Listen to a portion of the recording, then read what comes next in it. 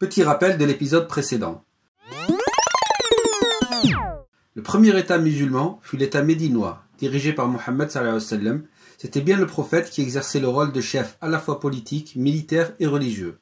Les premiers musulmans s'étaient en effet très vite organisés à Médine en communauté, sinon politique, du moins militaire, contre les Mécois qui avaient chassé Mohammed sallallahu alayhi wa sallam. Celui-ci, avec les compagnons qui l'avaient suivi, était arrivé en septembre 622 à l'oasis de Yathrib, où les tribus arabes locales, par le serment d'Aqaba, s'étaient engagées à le protéger et l'avaient reconnu comme prophète. Yathrib avait alors pris le nom de Medinat al-Nabi, ville du prophète, ce qui donna Médine. En 632, à la mort de Mohammed sallallahu alayhi wa sallam, suivirent les 4 premiers califes qui étaient ses compagnons, Abu Bakr, Omar, Uthman et Ali, les califes Rashidoun.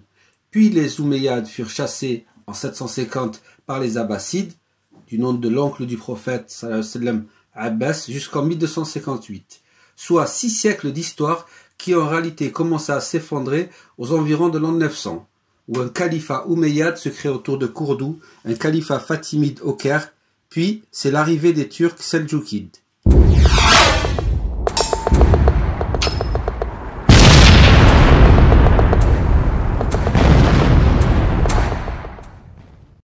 Le monde musulman du 7e siècle au 20e siècle.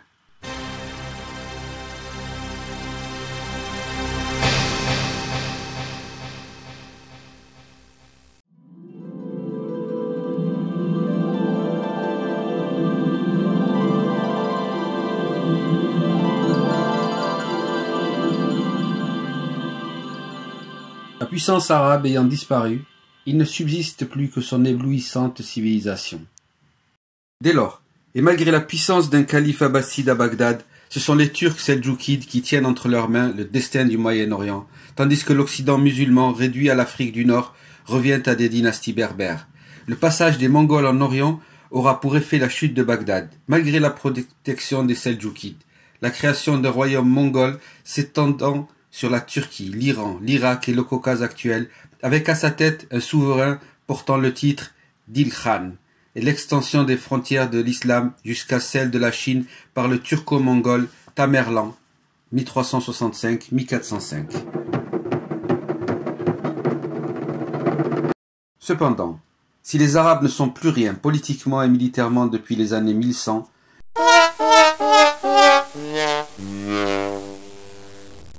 leur religion et leur civilisation s'imposent à leurs vainqueurs, tout comme la fabuleuse culture hellénique fit la conquête des Soudars romains.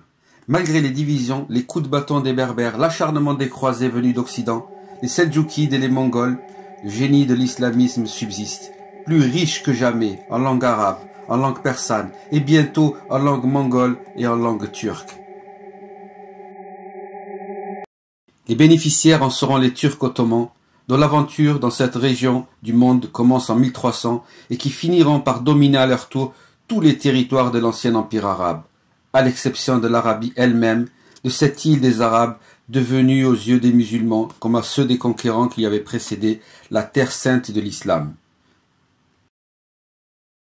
L'histoire de l'islam se confond alors jusqu'au XXe siècle avec celle de l'Empire ottoman, sauf en Afrique du Nord, en Inde et en Indonésie, où les Européens bâtissent un vaste empire colonial, faisant des musulmans qui y vivent des peuples opprimés, afghans, pakistanais, malais, peuples de l'archipel indonésien, etc. Le démembrement de l'Empire ottoman en 1920 fait naître dans tout le monde musulman, arabe ou non arabe, d'immenses espérances. Mais il faudra qu'un autre conflit mondial, celui de 39-45, ensanglante la planète pour que tous ces peuples conquièrent leur indépendance après de dures guerres de décolonisation.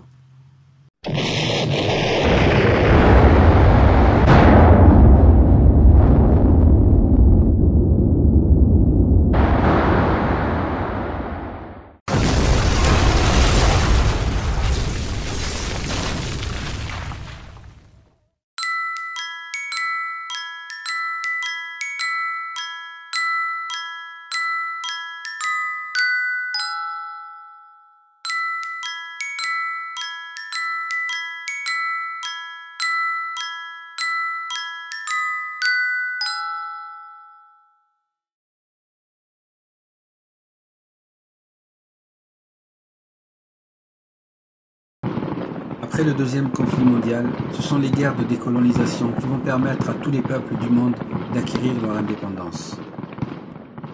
Tous les peuples, certes, sauf un, le peuple arabe, du Yémen à l'Irak, soumis par les Turcs depuis 1100, est devenu la proie de l'Europe colonialiste pour une raison que n'avait pas entrevue le prophète Mohammed sallallahu alayhi wa sallam. Les djinns et les feux follets, ces flammes légères qui parfois semblaient flotter sur les sables du désert, étaient les flammes du pétrole.